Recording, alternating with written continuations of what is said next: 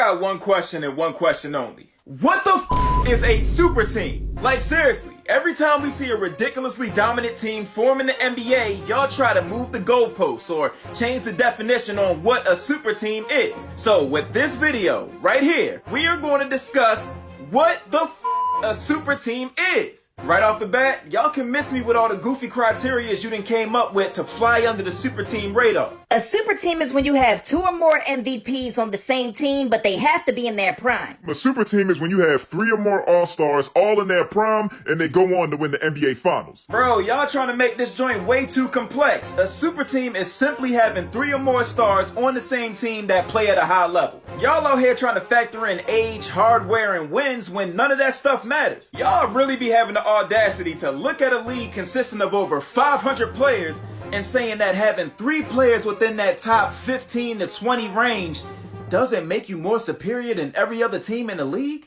What? Now, I would also like to mention that there is an exception, and the exception only applies if your 3 All-Stars are homegrown. A lot of y'all try to label the 73-9 Golden State Warriors as a super team just because they dominated the league. Nah, the Warriors just know how to draft. Those 3 players were not sure talent. They grew up to be sure talented in that system. Now, the moment that they added Kevin Durant, that's when they became a super team. While we on the subject, how about we address the hypocrisy? If this LA Lakers team is not a super team, then neither was the Boston Celtics Big 3, which means that would hurt LeBron's legacy. Because then the context of the whole situation changes. Boston Big 3 wasn't a super team. LeBron ran from the grind, went to Miami, formed a super team of his own, in order to get over on some old heads.